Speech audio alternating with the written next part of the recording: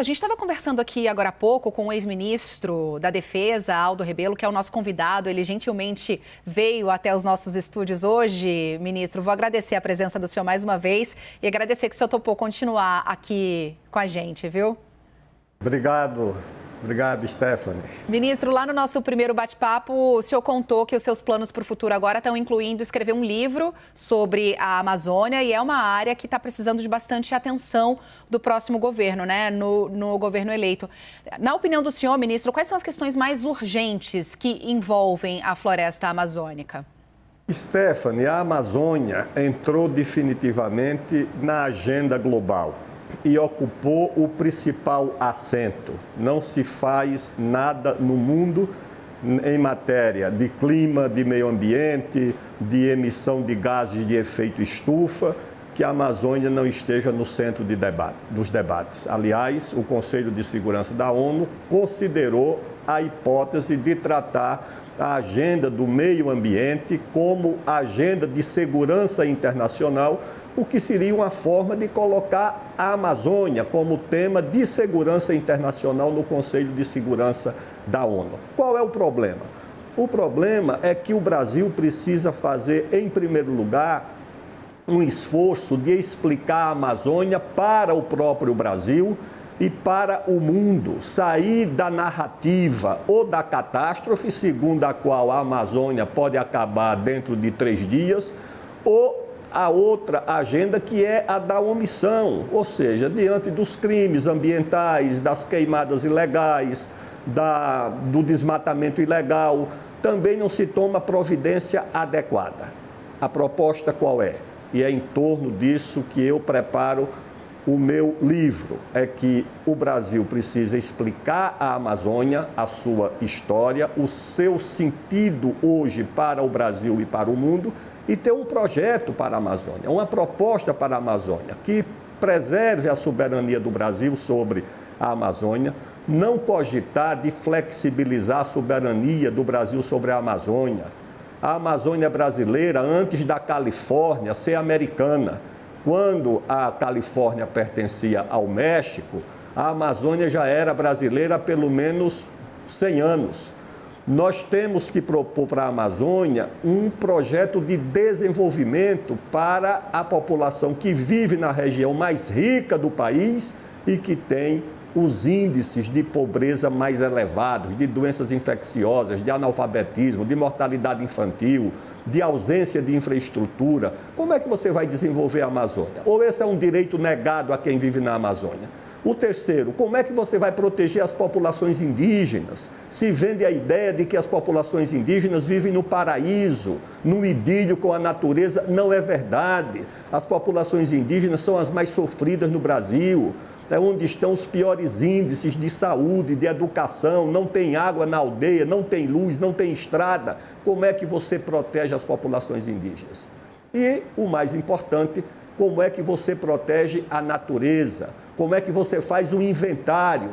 Não é convidar uma ONG que não tem um biólogo, que não tem nenhum especialista para dar opinião sobre a Amazônia. Você tem que convocar as principais universidades da Amazônia, as principais universidades do Brasil, as principais universidades do mundo e fazer um consórcio para produzir um inventário sobre a Amazônia. O que é que tem na Amazônia mesmo? O que é que precisa ser protegido na Amazônia? Eu acho que isso, infelizmente, não foi feito e você vive de narrativas. Ou a narrativa da catástrofe, tá certo? Que não é verdadeira, os crimes ambientais existem, precisam ser combatidos. Mas você tem num estado como o Amazonas, por exemplo, que é 3 vezes a área da França, 5 vezes a Itália, 95, 97% de vegetação nativa. Se você for reunir tudo que tem de pecuária, de agricultura, de infraestrutura, não ocupam 3 ou 4% de toda a área do estado do Amazonas,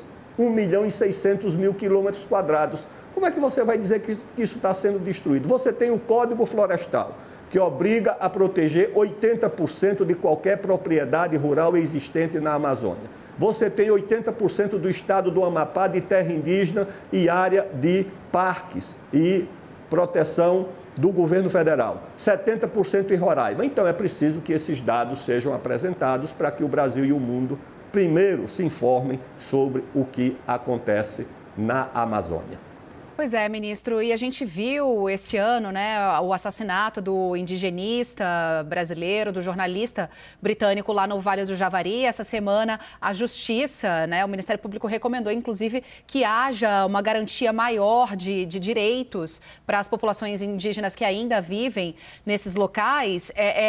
Isso tudo nos alerta, né? Abre os nossos olhos para uma região em que esses conflitos já estão acontecendo, né? Já há casos graves de assassinatos sendo cometidos em torno de uma busca de sustento, que muitas vezes não é sustentável para a manutenção da floresta, né, ministro? Como fazer essa virada de jogo, assim? Como explicar para o Brasil que a Amazônia pode ficar de pé e ainda assim as mais de 30 milhões de pessoas que vivem ali na região conseguem tirar o seu sustento sem necessariamente desmatar, sem necessariamente poluir, sem necessariamente ter que derrubar árvores? Em primeiro lugar, nós precisamos nos livrar do que eu chamo de a maldição de Tordesilhas. Por quê? Em 1494, os reis de Portugal e de Espanha fizeram um tratado numa vila espanhola de Tordesilhas para dividir o mundo entre as influências de Portugal e Espanha. Sim. Depois, Portugal expandiu o seu domínio e transformou aquela região num domínio português que o Brasil herdou. Mas o Brasil herdou, mas nunca incorporou de fato aquela região, nunca integrou de fato aquela região ao país. E permanece ali um certo vazio, o Estado não está presente. Naquela região do Vale do Javari, Stephanie, que eu conheço muito bem, você tem as últimas tribos, os últimos índios isolados do mundo, ou seja, formas de civilização que não tiveram contato com nenhuma outra civilização, que são os índios isolados, são os últimos do planeta. Agora, você tem ali uma ausência do Estado, mesmo a FUNAI não está presente. O Exército tem 2 pelotões de fronteira naquela área, um ali mais perto do Peru e outro no chamado estirão do Equador. São as Forças Armadas que estão presentes. Quando o Estado se ausenta, quando você não tem a presença da sociedade, da economia, você tem o quê?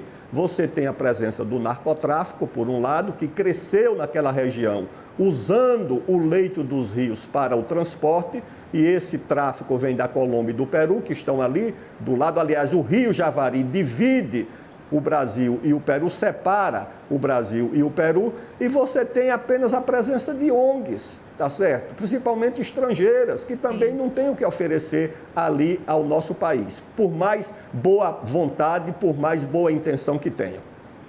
E, ministro, como é que o senhor viu a participação brasileira na COP27, agora recentemente, né? A gente viu o anúncio do retorno de fundos internacionais, né? Outros países injetando dinheiro para nos ajudar nessa missão de manter a floresta de pé. Como é que o senhor viu a participação brasileira também em todos esses tratados por lá?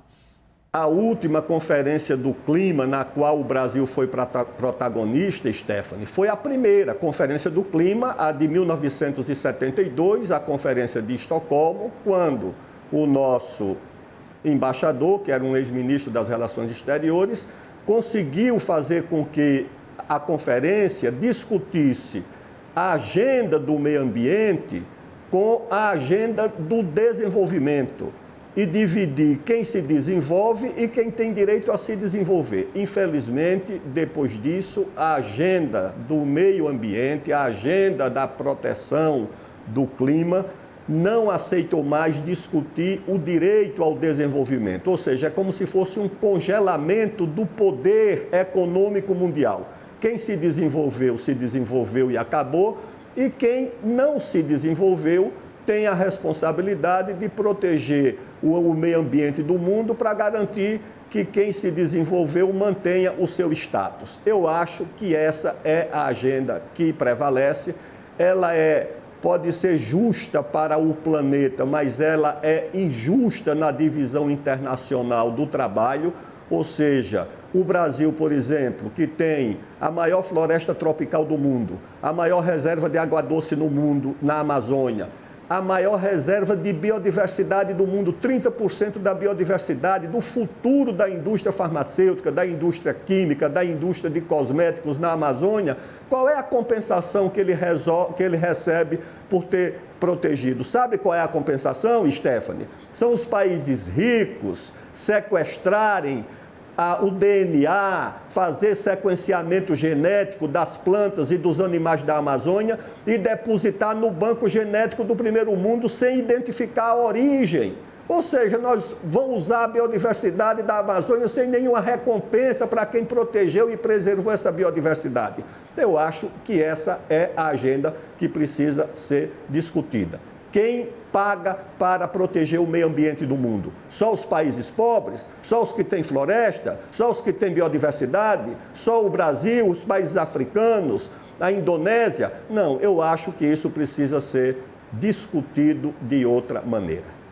Ministro, então a gente vai aproveitar a presença do senhor, pedir para o senhor ficar aí mais um pouquinho, a gente já volta para mais bate-papo com o ex-ministro da Defesa, Aldo Rebelo, ele continua aqui conosco.